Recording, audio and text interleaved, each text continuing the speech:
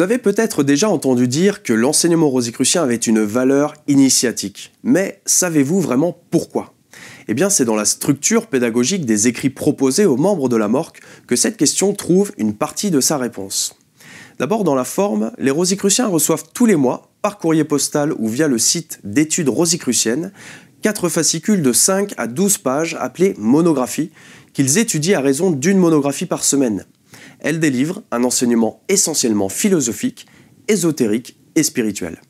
En plus de la partie théorique, les monographies proposent des exercices pratiques qui visent à mettre en application l'enseignement transmis, afin qu'il soit non pas uniquement intégré sur le plan intellectuel et cérébral, mais aussi sur le plan du cœur, de la conscience de l'âme, car c'est de cette manière que le savoir devient une véritable connaissance.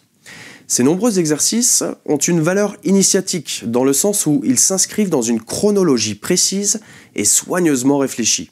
Ils sont donc répartis tout au long des 12 degrés de l'enseignement rosicrucien, ce qui permet d'éveiller graduellement la conscience des membres aux 3 plans de leur être, à savoir les plans physiques, psychiques et spirituels. En fait, l'enseignement rosicrucien, il suit une progression méthodique et conforme à l'étude traditionnelle de l'ésotérisme, partant d'une connaissance générale et fragmentaire, pour ensuite approfondir de degré en degré les sujets et les expériences qui leur sont liées. Ces différents degrés, ils sont eux-mêmes précédés d'une initiation rituelle ayant pour but de communier avec notre âme et de franchir, en conscience, une nouvelle étape sur le sentier de la réalisation intérieure. En effet, si toute la connaissance rosicrucienne était donnée d'emblée, elle serait intégrée de manière purement intellectuelle, voire même dogmatique. Mais en avançant progressivement, en prenant le temps de méditer sur les sujets étudiés et en appliquant les expériences proposées sans savoir à l'avance leurs effets, les rosicruciens sont incités à se questionner, à réfléchir et à observer les impacts concrets dans leur vie sans être influencés d'une quelconque manière.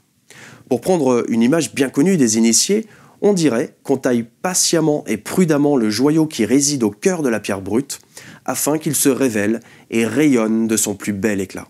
C'est dans cet ordre d'idées que l'enseignement rosicrucien est délivré en spirale, ce qui lui confère un caractère initiatique et une très grande efficacité. Ainsi, en élevant leur âme, les rosicruciens s'éloignent des croyances, des dogmes, et s'initient à une connaissance intime des lois qui régissent l'univers, la nature et l'homme lui-même, faisant leur cette injonction gravée autrefois sur le temple d'Apollon à Delphes: « Connais-toi toi-même ».